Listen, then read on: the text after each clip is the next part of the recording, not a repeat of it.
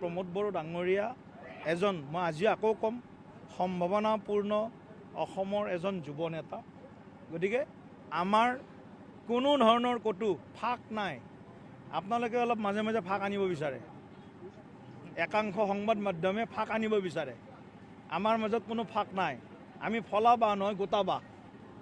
প্ৰথম সিদ্ধান্তটো হৈছে যে আমি জিলাৰ যিটো প্ৰতিজন মণ্ডল আৰু প্ৰতিজন কাৰ্যকৰ্তাৰ মনৰ যিটো বাৰ্তা, মনৰ যিটো ভাৱ যে ওদালগুৰিত 10টাৰ ভিতৰত 10টাতে নিৰ্বাচন খেলিব লাগে, এইটো জিলা সমিতিৰ আজি প্ৰস্তাৱ হৈছে জিলা সমিতিৰ কাৰ্যনিৰ্বাহক সভাত। সেই প্ৰস্তাৱটো আমি আমাৰ কৰ্ণধাৰ সমিতিলৈ প্ৰেৰণ কৰিব জিলা সমিতিয়ে। তাতে আলোচনা হ'ব আৰু সম্পূৰ্ণ আলোচনা হ'ব, ইন ডিটেইলছ ডিছকাশ্যন হ'ব আৰু পৰৱৰ্তী সময়ত আমি এটা চূড়ান্ত সিদ্ধান্ত ল'ম। যোৱাকালি গোবিন্দ বসুমতাৰীয়ে কৈছে যে যি ওদালগুৰিত মিটিং কৰি যি 40টা আসনত খেলিম বুলি দিলীপ শইকীয়াই দাম্ভিক মাৰিছে সভাপতি হৈ, সেই ৰঙাচুক আমি ভয় নকৰোঁ, অকলে খেলা আৰু BTC তেওঁলোকৰ সংগ্ৰামৰ এইবিলাক বক্তব্যৰ কোনো প্ৰতিক্ৰিয়া নাই। আমি BTRৰ প্ৰতিহে দায়বদ্ধ, BTRৰ 35 লাখ লোকৰ প্ৰতিহে দায়বদ্ধ। না গোবিন্দ বসুমতাৰীৰ প্ৰতি দায়বদ্ধ, না আমাৰ ৰূপম গোস্বামীৰ প্ৰতি দায়বদ্ধ।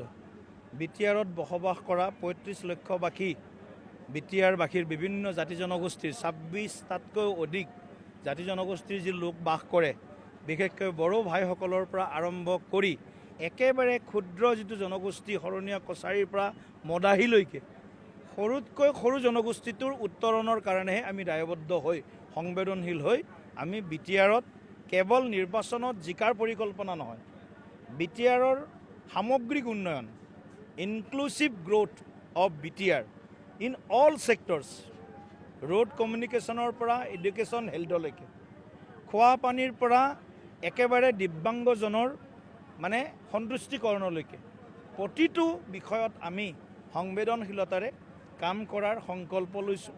আৰু সেইকাৰণে BTR নিৰ্বাচনৰ আমি সৰ্বশক্তিৰে আমি এইবাৰ অৱতীৰ্ণ হোৱাৰ কাৰণে আমি পৰিকল্পনা কৰিছোঁ। ওদালগুৰিত কিমানখনত খেলিব এইবাৰ? মই আগতেও কৈছোঁ 40খনৰ ভিতৰত 40খনতেই আমি সংগঠন মজবুত কৰাৰ পৰিকল্পনা। আমাৰ কোৰ কমিটি হৈছে BTRক লৈ, কোৰ কমিটিৰ বৈঠকত দুটা আমি ৰিপৰ্ট আলোচনা কৰিছোঁ এতিয়ালৈকে। ফাইনেল ৰিপৰ্ট আমি জুন মাহৰ এই মাহটো আমি ৰাখিছোঁ, জুলাই মাহত আমি ফাইনেল আমি এটা ৰিপৰ্ট পাম।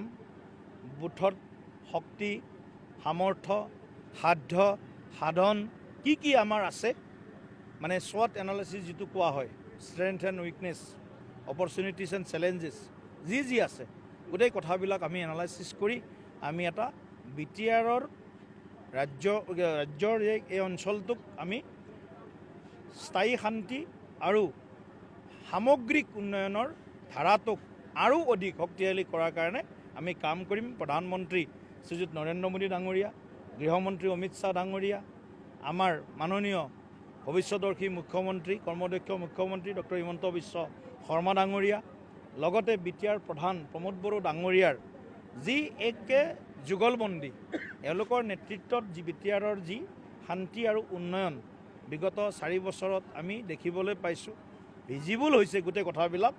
সেই প্ৰক্ৰিয়াটোক যাতে কোনেও স্তব্ধ কৰিব নোৱাৰে, তাক যাতে অধিক শক্তিশালী কৰিব পৰা যায়, সেইটোতহে আমি কনচেনট্ৰেট কৰিম। মুখ্যমন্ত্ৰী মহোদয়ে এটা স্থিতি গ্ৰহণ কৰিছে যে প্ৰমোদ বড়োৰ ক্ষেত্ৰত যিটো স্থিতি লৈছে, সেই স্থিতি আমাৰ দুইটা সেই যিটো স্থিতি মুখ্যমন্ত্ৰী ডাঙৰীয়াৰ, সেইটো কেৱল মাননীয় মুখ্যমন্ত্ৰী ডাঙৰীয়াৰ স্থিতি নহয়, ভাৰতীয় জনতা পাৰ্টীৰ প্ৰতিজন কাৰ্যকৰ্তাৰ সেইটো মনস্থিতি যে হাগ্ৰামা মহিলাই ডাঙৰীয়া আৰু প্ৰমোদ বড়ো ডাঙৰীয়া য'ত নিৰ্বাচন খেলিব, সেই MCLA সমষ্টিটোত ভাৰতীয় জনতা পাৰ্টীয়ে প্ৰাৰ্থিত্ব প্ৰক্ষেপ নকৰে। কিন্তু এয়াও আমি আগন্তুক সময়ত যেতিয়া আমি সামগ্ৰিকভাৱে আলোচনা কৰিম, তেতিয়া সেই সময়ত আমি চূড়ান্ত সিদ্ধান্ত ল'ম। কিন্তু আমাৰ ষ্টেণ্ডটো সেইটোৱে আছে যে আমি দুয়োজন নেতাৰ যি সমষ্টিত খেলিব তাত আমি প্ৰাৰ্থী প্ৰক্ষেপ নকৰোঁ। প্ৰমোদ বড়োৱে আজি এটা কথা কৈছে যে যেতিয়া 8 চন আৰু 12 চনত যেতিয়া BTR জ্বলি আছিলে, সেই সময়ত কোনো নাছিলে, খবৰ লোৱা নাছিলে, প্ৰমোদ বড়োৱে সেই জুই নুমাবলৈ সমৰ্থ হৈছিলে।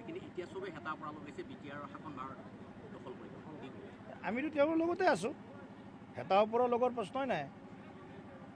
তেওঁ আমাৰ লগত আছে, আমি তেওঁৰ লগত আছোঁ। তেওঁ যদি আমালৈ বুলি ইংগিত দিছে, সেইটো ইংগিত তেওঁলৈও যাব। মই ভাবোঁ প্ৰমোদ বড়োৱে ইমান ইমেচিউৰ্ড কথা নকয়, বহুত মেচিউৰ্ড পলিটিচিয়ান প্ৰমোদ বড়ো, বহুত ফিউচাৰিষ্টিক্স তেওঁৰ মানে এটিচিউড। গতিকে প্ৰমোদ বড়ো ডাঙৰীয়া এজন, মই আজি আকৌ ক'ম, সম্ভাৱনাপূৰ্ণ অসমৰ এজন যুৱ নেতা। গতিকে আমাৰ কোনো ধৰণৰ ক'তো ফাঁক নাই। আপোনালোকে অলপ মাজে মাজে ফাঁক আনিব বিচাৰে, একাংশ সংবাদ মাধ্যমে ফাঁক আনিব বিচাৰে। আমাৰ মাজত কোনো ফাঁক নাই, আমি ফলা বাঁহ নহয় গোটা বাঁহ।